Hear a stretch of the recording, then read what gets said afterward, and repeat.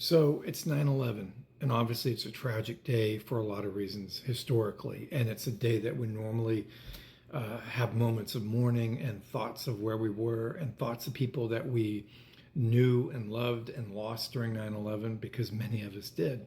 And many of us lost a piece of ourselves to that day because America changed forever. And yesterday I made the comparison to a lot of you, and I'm thankful that it resonated, that it feels like what we're going through right now with the shifting political landscaping becoming far more violent, that it feels like the American version of the Troubles, which is what a lot of us went through growing up as kids living in England. And it was, the IRA and versus kind of Westminster. England and Ireland were at each other's throats. The IRA versus the UVA, and people versus people. There was citizens in the streets from uh, both of those groups of people fighting each other in the street. There was fist fights, knife fights, gun fights. There was incursions. There was people battling, on Main Street. And a lot of people forget that.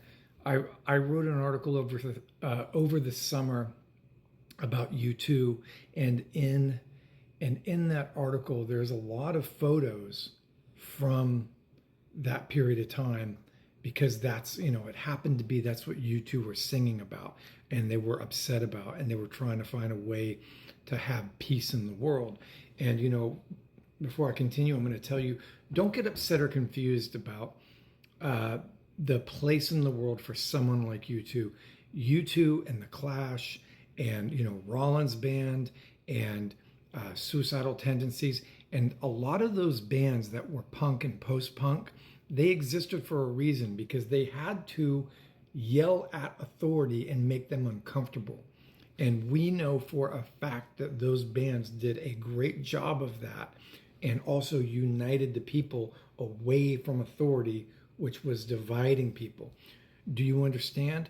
I say this because every time when we have conversations, and even if I even barely mention U2, people feel like it's their time to say something negative about who U2 is, and they hate their music and all these things. But we all have a purpose in life, and they had a purpose for theirs. And I've often questioned whether or not bands like that could exist anymore, and if there's a place for people like that in the world anymore, because it feels like there isn't. But now, with everything going on, it feels like it's probably going to need to happen again, that we're going to need artists again to speak to power in a way to make them uncomfortable, so that they stop dividing people. And growing up, like I said, growing up in England was a really dangerous time in the 80s. And there were several times where we were going out and about and things got canceled because something had blown up, or there was an alert not to go there. There were several times where, you could hear gunfire.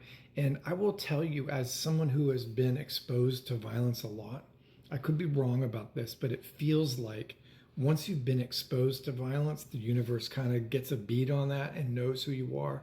And then it just feels like the encroachment of violence on your life gets closer and closer, and it just knows you're there, and you become more aware of it, and it interacts and intersects in your life more often. And I would equate it to something like when you hear about someone winning the lottery, and then they win it 2, 3, 4, 5 times. That happens. And we think like, wow, how the hell does that happen? I don't have an answer, but we know that these things occur, don't we? So it seems like today, when you watch all of TikTok and you're looking through social media, and you see that there's a lot of blame going on, and there's people that are threatening violence against Democrats and liberals because, you took, our favorite son, our person, our champion, and he's dead now because of you guys and your rhetoric.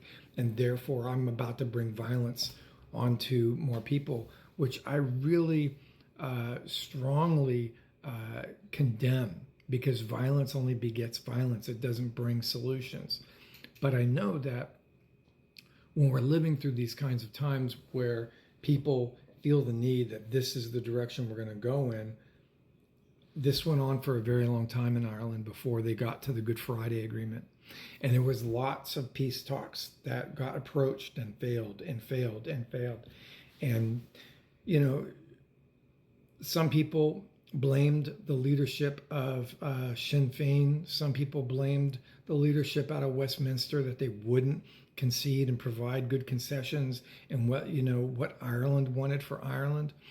And, the Crown was, strangely driven to remain as an occupier. And, all the while, all the way around the world, they were losing ground with their empire, except at home and except against some of the most, wonderful, beautiful people on earth, my own folks. I have a love of my own people, artists, hard workers. We love to tell you a tale. We love to provide culture into the world, and it seems like everywhere we go, people are always, oh, you're Irish, they know about us. And so I'm always thankful of who I am, and I'm thankful for my country of origin and my family that have come out of Ireland. And I'll just tell you that, I worry for America, but what I said yesterday, I stand by it, and it really looks like we're going into the American troubles. If I was still in journalism, if I was still writing articles, you'd probably see me writing articles about, the American troubles. But someone else is going to be doing that. And I'll let a younger person pick up the mantle and run with it, and hopefully get the word out and discuss this message and talk to people directly, and, have conversations that are meaningful. And the thing is that I had to take some people off of the channel last night because some people were like, "Oh, I don't know why you're saying anything good about him. Charlie Kirk was just a peddler of bombast." And the truth is like, we don't speak ill of the dead, and you never should. And you should always find the good in that person once they are gone. Once they are gone. That is the way that we live our life. I realized that he was an anti-empathy person, and I am a person who my whole field of my whole life is empathy.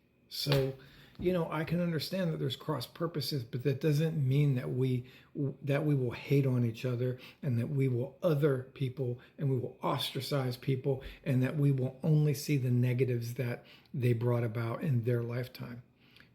Some of his other comments we're seeing recycled in the press, and by others across social media. And I would tell you, I would hope that, if you were to meet such a fate, that people wouldn't pull out all the nasty things that you've ever said that has hit the mainstream and been part and parcel to, open discussion.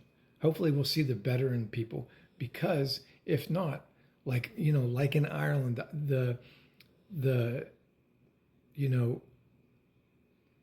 troubles went on for, I don't know, something like 50, 60, 70 years. Someone could tell me exactly.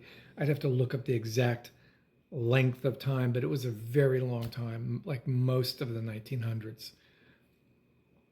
There you go. Anyways, be well, take care of yourselves, be kind, speak to people in the way you wish to be spoken to, practice kindness, and don't let the world break you or change you. Don't let the world make you more like cynical and dark, because it doesn't need any more of that. What it does need is more of your light.